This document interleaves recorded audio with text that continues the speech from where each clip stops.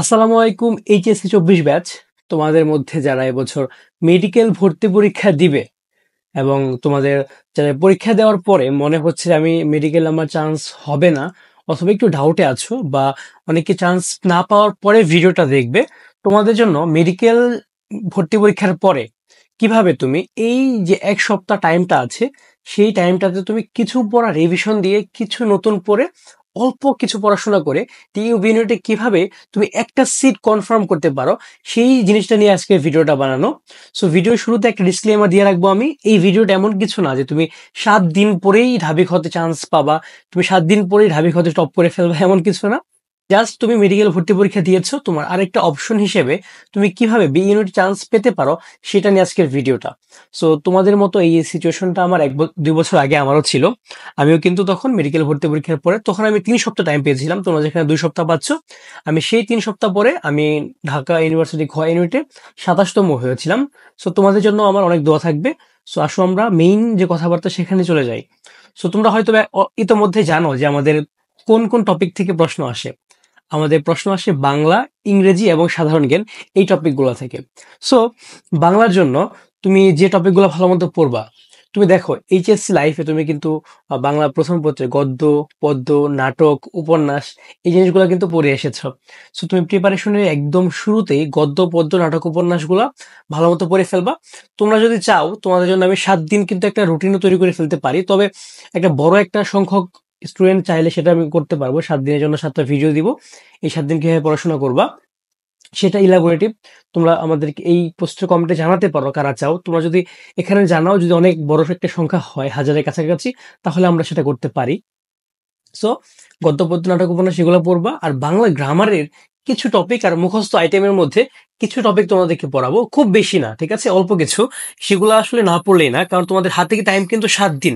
আমরা যত কম পড়ে যত ভালো করতে পারি। দেখো বাংলার পদ প্রকরণ, কারক, সমাস, ধ্বনি পরিবর্তন, অভিধান তত্ত্ব, এরপর হচ্ছে তোমার মুখস্থ আইটেমের মধ্যে বাগধারা, এক কথায় প্রকাশ, আর হচ্ছে বিপরীতার্থক শব্দ। এই জিনিসগুলো কই থেকে পড়বা? প্রথমত নবম দশম শ্রেণীর যে ব্যাকরণ বইটা আছে সেটা পড়বা। সেটা শেষ করার পরে তোমার কাছে যদি কোনো গ্রামার বাংলা সেকেন্ড পেপারের বা অ্যাডমিশনে কোনো বাংলা বই থাকে, সেখান থেকে তুমি এই মুখস্থ আইটেমগুলো প্লাস বিগত বছরের বিভিন্ন ভার্সিটি পরীক্ষায় আসা এই যে বাগধারা থেকে, এক কথায় প্রকাশ থেকে, বিপরীতার্থক শব্দ থেকে কি কি এসেছে সেগুলো একটু পড়ে ফেলবা, ঠিক আছে। এটা আমরা যদি একটু বাংলাটা সামারাইজ করি, তাহলে আমরা কি কি পড়লাম? আমরা হচ্ছে বাংলার সকল গদ্য, পদ্য, নাটক, উপন্যাস, পদ প্রকরণ, কারক, সমাস, ধ্বনি পরিবর্তন, অভিধান তত্ত্ব, বাগধারা, এক কথায় প্রকাশ, বিপরীতার্থ শব্দ। আমরা জাস্ট এই কয়েকটা জিনিস এইগুলো আমরা পড়বো, আমরা এক্সট্রা কিছু পড়বো না, ঠিক আছে। আমরা ইংলিশের জন্য খুব বেশি জিনিস পড়বো না। তোমরা যেহেতু মেডিকেল প্রিপারেশন নিয়েছিলে, আমি ধরে নিব তোমাদের ইংলিশের গ্রামারের বেসিকটা মোটামুটি ভালো আছে, হ্যাঁ।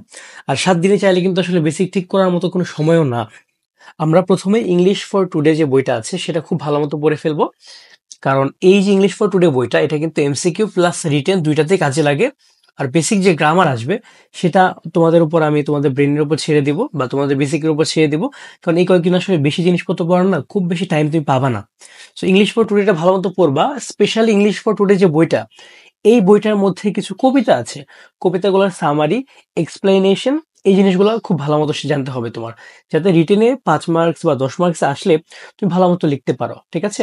আর প্যারাগ্রাফ রাইটিং এর জন্য ইংলিশে যেহেতু 10 মার্কসের প্যারাগ্রাফ আসে, সেখানে আমরা একটা ভিডিও আছে, অনেক সময় একটা ক্লাস আছে প্যারাগ্রাফ রাইটিং এর, সেটা হচ্ছে পিন করা কমেন্টে দিয়ে রাখবো। তোমরা মাস্ট এই প্যারাগ্রাফ রাইটিং এর ভিডিওটা দেখবা, প্লাস প্যারাগ্রাফের জন্য কিছু সাজেশনমূলক ভিডিও একটা বানিয়েছি, কোন কোন প্যারাগ্রাফের টপিকগুলো ইম্পর্টেন্ট সেটাও এখানে দিয়ে রাখবো, তোমরা সেটাও একটু দেখে নিবা, ঠিক আছে।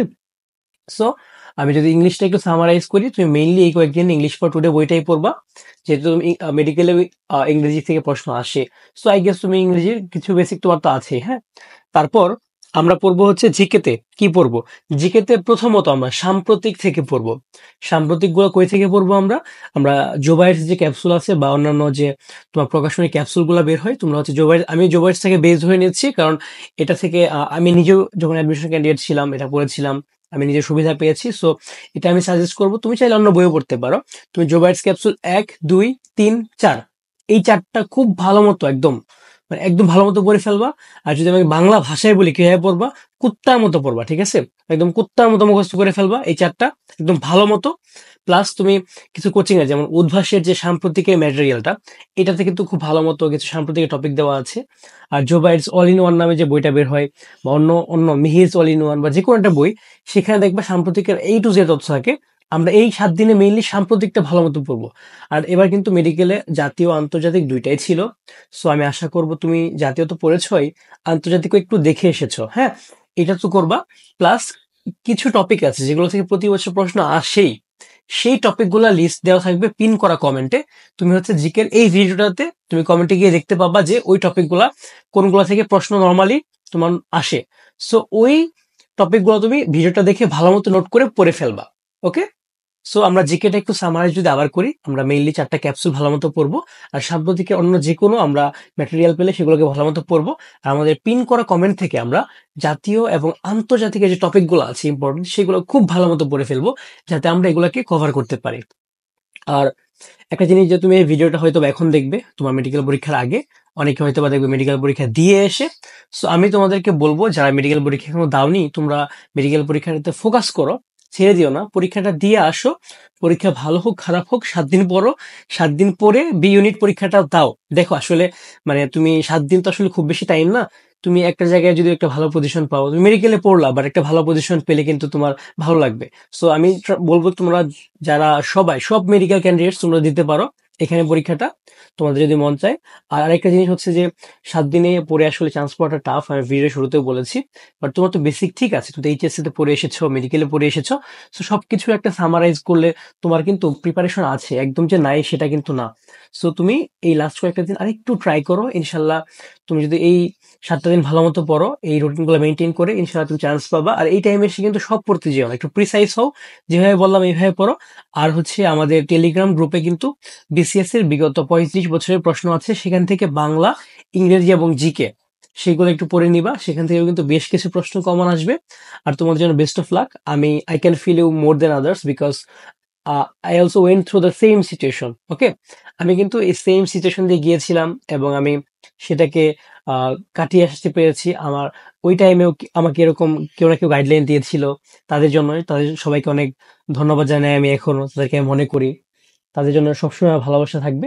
সো আমিও চাই, আমি যেহেতু কেউ আমাকে হেল্প করেছিল, তোমরা এই মোমেন্টে এসে, শেষ টাইমে এসে যদি মেডিকেল চান্স নাও হয়, তোমরাও যাতে কিছু একটাতে ধরে অ্যাটলিস্ট ভাসতে পারো, হ্যাঁ? সো সবাই আশা করি ভালো মতো পরীক্ষা দিবা। তোমাদের জন্য সবার জন্য বেস্ট অফ লাক।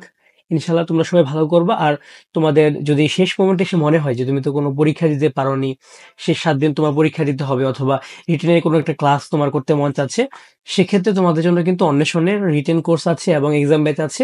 তোমাদের জন্য সবকিছু আমরা 50% ডিসকাউন্টে দিয়ে দিব। তোমরা আমাদেরকে নক দিবা, ঠিক আছে? ধন্যবাদ সবাইকে। আসসালামু আলাইকুম।